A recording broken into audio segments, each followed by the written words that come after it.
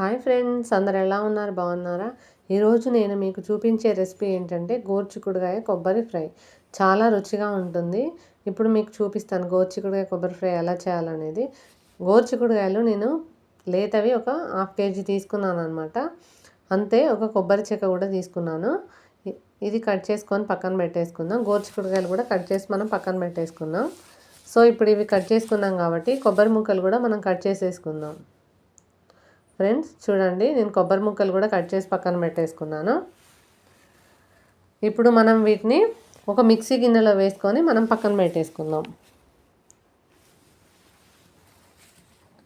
Mixie గిన్నెలో వేసేసుకున్నాం కదా, ఇప్పుడు మూత పెట్టేసుకొని మనం పక్కన పెట్టేసుకుందాం. మనకి కావాల్సిన పదార్థాలు చూసుకుందాం. కూరకి ఒక 2 ఉల్లిపాయలు తీసుకున్నాను నేను.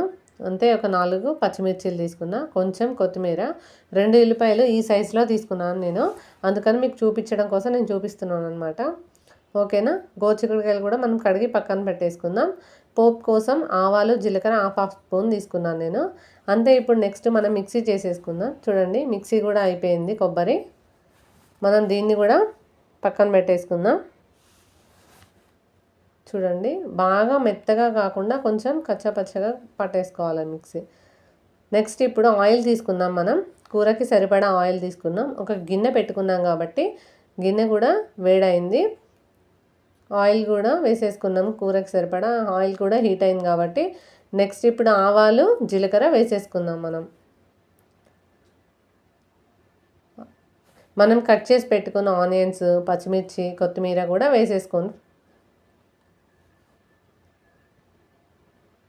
వేసేసుకున్నాం కాబట్టి ఇప్పుడు ఒకసారి కలిపేసుకుందాం. కాస్త ఇవి ఒక 2 మినిట్స్ ఫ్రై అయ్యే వరకు ఫ్రై అవ్వనిద్దాం.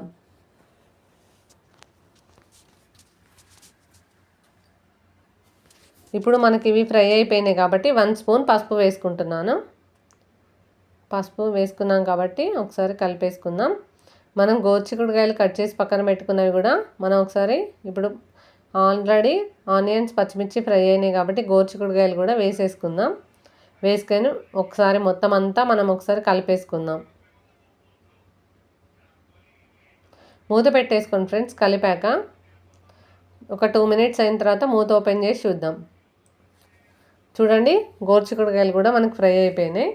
కాస్త ఒకసారి మనం కలిపేసుకుందాం. మొత్తం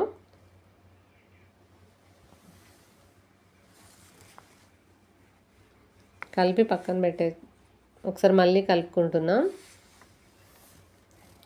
చూడండి, నేను గోరుచిక్కుడుకాయలకి ఈ స్పూన్తోని ఒక 2 స్పూన్స్ కారం తీసుకున్నాను అనమాట. హాఫ్ కేజీ గోరుచిక్కుడుకాయలు తీసుకున్నాను కాబట్టి నేను పెద్ద స్పూన్తోని 2 స్పూన్స్ కారం తీసుకున్నాను. ఇప్పుడు మనం ఇందాక మిక్సీ చేసి పెట్టుకున్న కొబ్బరి కూడా ఉంది కాబట్టి అది కూడా ఇప్పుడు మనం వేసేసుకుందాం. ఇది ఉండలు లేకుండా కొబ్బరి అంతా గోరుచిక్కుడుకాయలకి మిక్స్ అయ్యే విధంగా కలిపేసుకోవాలి.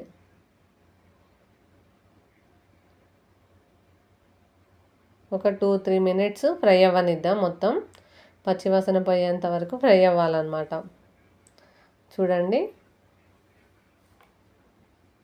లేతగా ఉన్నాయి కాబట్టి గోరుచిక్కుడుకాయలు తొందరగానే ఫ్రై అయిపోతుంది అనమాట.